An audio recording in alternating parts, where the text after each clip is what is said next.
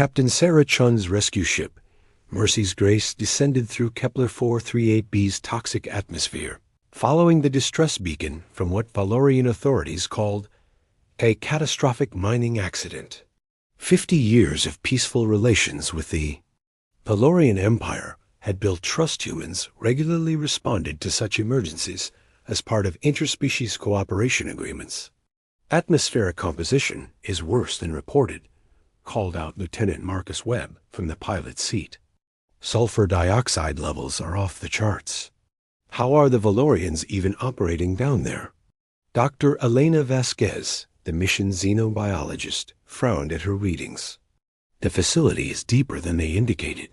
We're looking at a 3-kilometer descent into the planetary core. The mining complex appeared through the haze, a massive operation carved into living rock. But something felt wrong. The structures were too small, the entry points too narrow for adult Valorians, who typically stood over 2 meters tall. Sarah, Webb's voice cracked over the comm. You need to see this. In the main extraction chamber, their lights illuminated. A scene that would haunt humanity forever. Dozens of small figures worked in conditions that would kill most species within hours. But these weren't Valorian workers. They were human children. 6-year-old Amy Patterson looked up from her ore cart, her eyes hollow from 3 years of captivity. She'd been taken during a family vacation to Valorian space. Beside her, 12-year-old David Kim continued working, his hands permanently stained from toxic minerals. He barely remembered Earth. Mama? Amy whispered, seeing an adult human form. The first time in years, Dr. Vasquez fell to her knees, tears streaming down her face. In 40 minutes, they counted 237 human children. The youngest was 5. The oldest was 16, but looked decades older. Captain Chun's hands shook as she activated her emergency beacon. Command, this is Mercy's Grace. We need immediate evacuation support and ... Her voice broke. We need to contact Earth. Priority. Alpha 1. The children gathered around the rescue team, some too weak to stand. Many had been told their families were dead, that Earth had abandoned them. The Valorians had been careful, always choosing children whose disappearances could be explained as accidents or family tragedies. As the rescue shuttles arrived, Captain Chun knelt beside Amy. We're taking you home, sweetheart. All of you.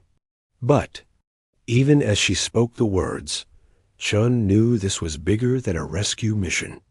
Intelligence reports were already flooding in from other Valorian territories. This wasn't an isolated incident. It was systematic, organized, industrial-scale child slavery spanning 50 star systems.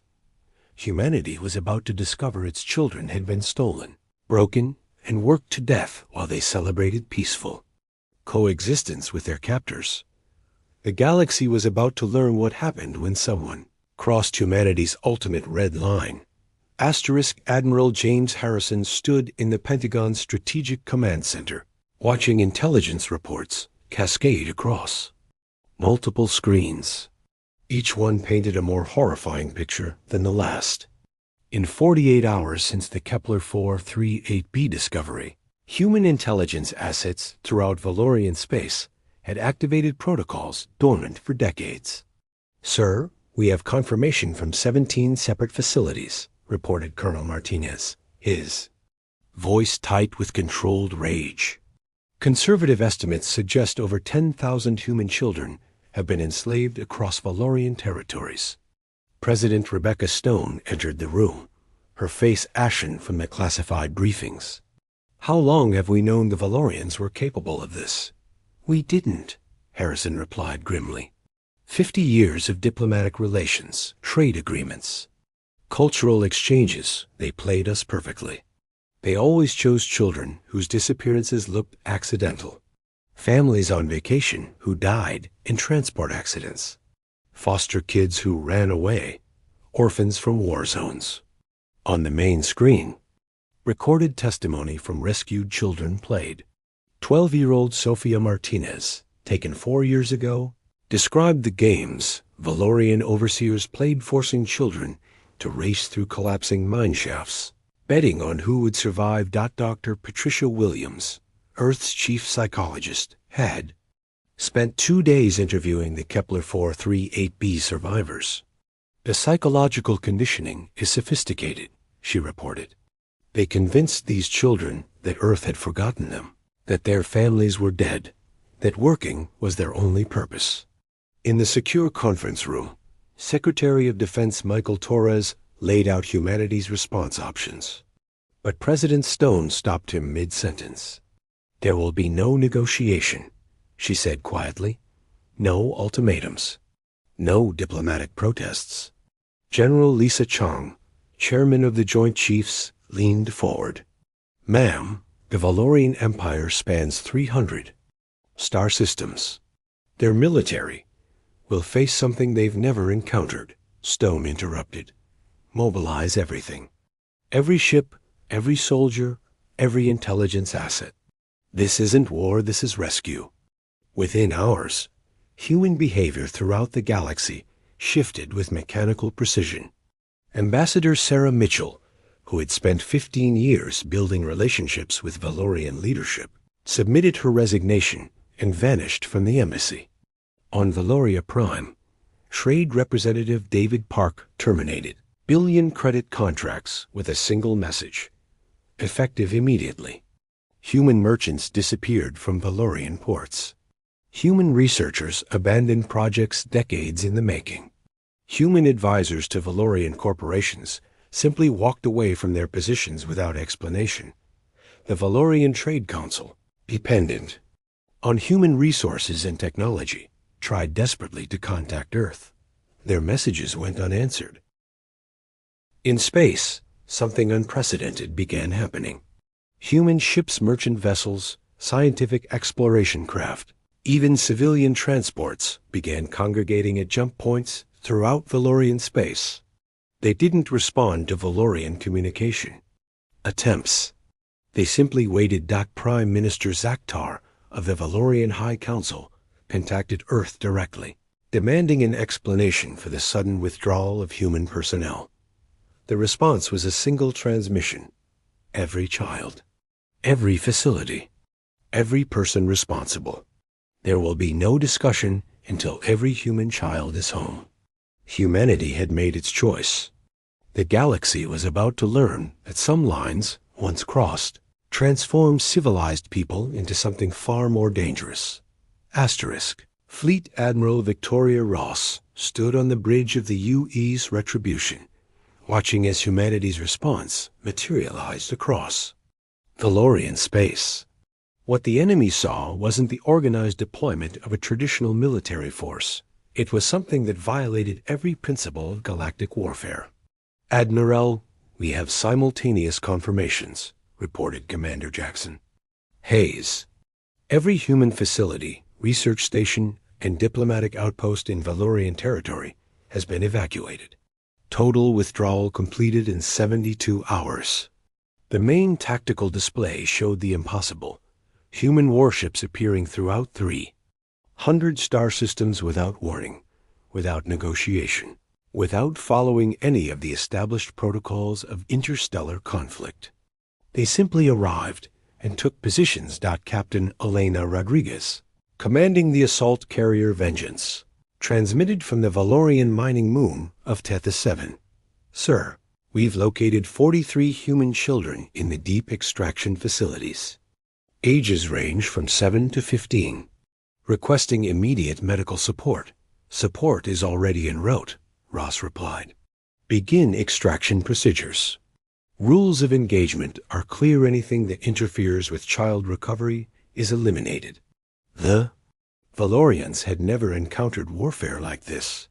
When Rear Admiral Kethral moved a fleet to intercept human forces near the mining world of Zerion 4, the human response defied all tactical understanding. Instead of engaging in traditional fleet combat, human ships scattered and regrouped around every known facility holding children. "They're not fighting like a military," Admiral Kethral reported to Valorian High Command. "They're operating like like a rescue operation with unlimited resources. He was witnessing something unprecedented, an entire species mobilized not for conquest or territory, but for the single purpose of recovering their young. On Kepler 442c, Valorian Security Chief Vashtai watched in horror as human special forces descended on his labor management facility. These weren't soldiers following tactical doctrine, they were parents, teachers, and guardians who had volunteered for the most dangerous missions. Staff Sergeant Maria Santos, a mother of 3, led her team through a collapsing mine shaft to reach 12 human children trapped in a sealed section. When Valorian guards opened fire, her response was swift and absolute. No prisoners were taken. No mercy was shown. "Control, this is Rescue 7, Santos transmitted as she carried 8-year-old Tommy Chun to safety. 12 packages secured. Facility is neutralized. The Valorian military tried to adapt to human tactics, but found themselves fighting an enemy that didn't follow conventional rules. Human forces would take devastating casualties to save a single child, showing a disregard for strategic losses that other species found incomprehensible. Commander Hayes pulled up casualty reports. "Admiral, we're losing ships and personnel at rates that would normally force a strategic withdrawal." "And our rescue numbers?" Ross asked. 847 children recovered in the past week. 3,000 still estimated in captivity. Then we continue. Throughout Valorian space, civilian populations watched human forces operate with mechanical efficiency.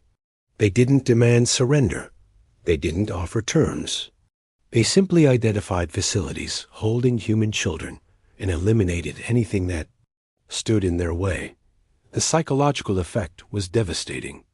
Valorian military units began surrendering without engaging human forces, not out of cowardice, but from the terrifying realization that they were fighting an enemy that couldn't be negotiated with, couldn't be reasoned with, and wouldn't stop. "Admiral, Ross received a priority transmission from Earth. New intelligence indicates major concentration of children on Valoria Prime itself. Prepare for deep strike operations." The heart of the Valorian Empire was about to learn that humanity's protective instincts, once fully activated, recognized no boundaries and accepted no limits. Dr. Emily Foster crouched in the ventilation shaft. Above Facility 7 on Valoria Prime, the Valorian Empire's capital world. As humanity's leading expert on trauma psychology, she had volunteered for the most dangerous rescue mission, yet infiltrating the Empire's primary processing center, where human children were conditioned before distribution to mining facilities. "This is wrong in ways I can't even categorize," she whispered into her comm, watching hundreds of human children in sterile white rooms below. "They're not just enslaving them, they're systematically breaking their spirits." Commander Alex Rivera, leading the strike team, moved through the facility's lower levels with surgical precision. A former teacher from Denver, he had seen the intelligence reports on Facility 7. Children, as young as 4, were subjected to psychological conditioning designed to make them compliant workers. In Room 94C, they found 7-year-old Rebecca Walsh, who had been missing for 2 years. She sat perfectly still in the corner, her eyes vacant. When Rivera approached, she immediately began reciting work quotas in broken Valorian. "Honey, we're here to take you home," Rivera said softly.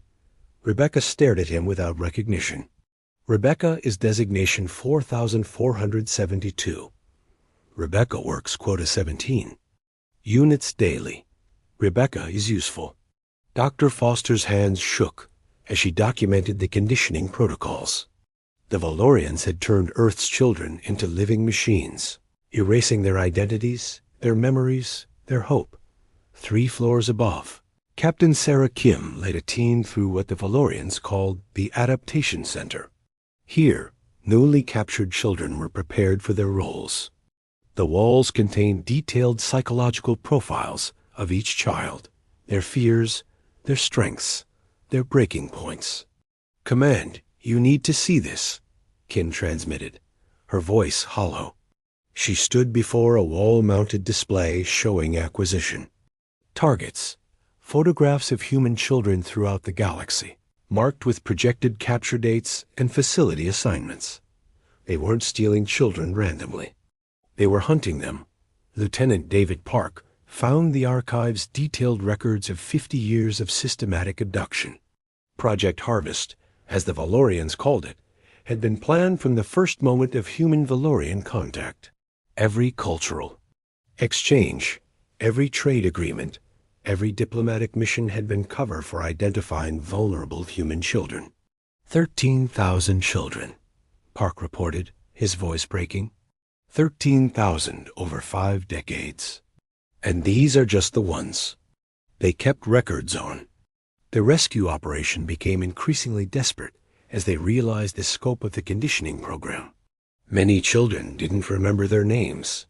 Some violently resisted rescue, having been taught that humans were cruel masters who would hurt them. 8-year-old Michael Chun attacked Dr. Foster when she tried to help him, screaming in Valorian that he was a good worker and didn't want punishment.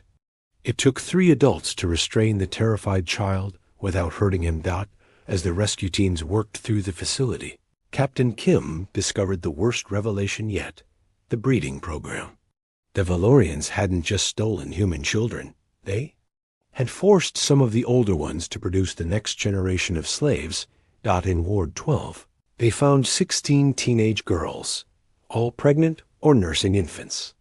These children, stolen as young as 10, had been reduced to breeding stock for the Empire's labor program. "Command," Kim transmitted, barely able to speak. "We need immediate medical evacuation for girls who've been ... She couldn't finish the sentence. Admiral Ross's voice came through the comm system. "Every person responsible, Captain. Document everything. Save everyone. The galaxy will know what the Valorian Empire really is." As the last children were evacuated from facility 7, Dr. Foster looked back at the empty conditioning rooms. The Valorians hadn't just enslaved human children, they had industrialized their destruction of innocence. Outside, Valorian High Command sent desperate messages to Earth, offering negotiations, reparations, anything to stop the systematic dismantling of their civilization. The response was the same: every child, every facility, every person responsible.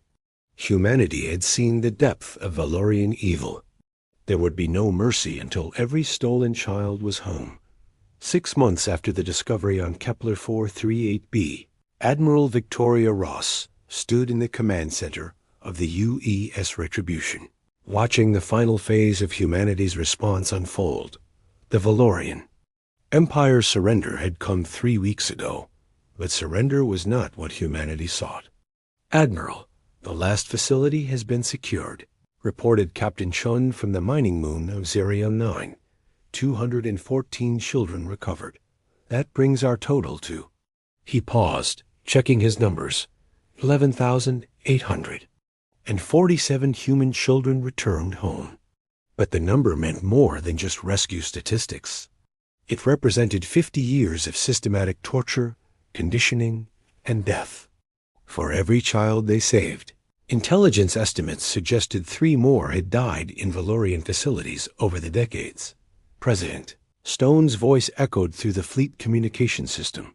"Operation Homecoming is complete. All human children have been recovered and are receiving care. Phase 2 is now authorized." Phase 2 was something the galaxy had never witnessed. The complete dismantling of a star-spanning empire not for conquest, but for justice. General Martinez coordinated the systematic destruction of every Valorian facility that had held human children. These weren't military targets. They were crime scenes being eliminated to ensure such horrors could never be repeated.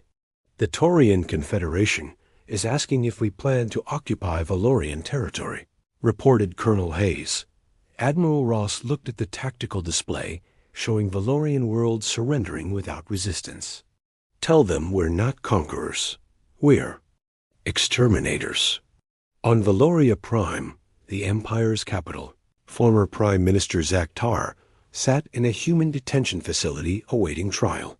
He had offered everything: technology, resources, complete surrender, but humanity wanted only one thing: accountability. Dr. Emily Foster, now leading the documentation team, interviewed Valorian officials to understand the full scope of their crimes. They kept detailed records. She reported to the War Crimes Tribunal. Every child stolen, every facility opened, every death. They were proud of their efficiency. The psychological conditioning program had been the Empire's greatest pride. They had developed techniques to break human children so completely that rescue often required years of rehabilitation. Many children couldn't remember their real names, their families, or even their homeworld. Commander Rivera, now heading the Child Recovery Service, worked with teams of psychologists and social workers to help the rescued children readjust to freedom. Some of them are more afraid of kindness than they ever were of cruelty, he reported. The Valorians didn't just steal their childhood, they stole their ability to trust.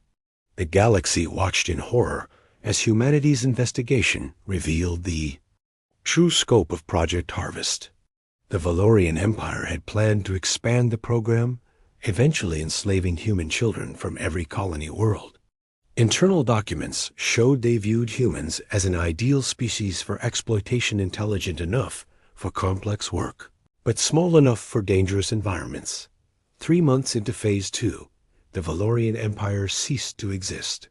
Their government had been dismantled, their military disbanded, their territories placed under galactic oversight.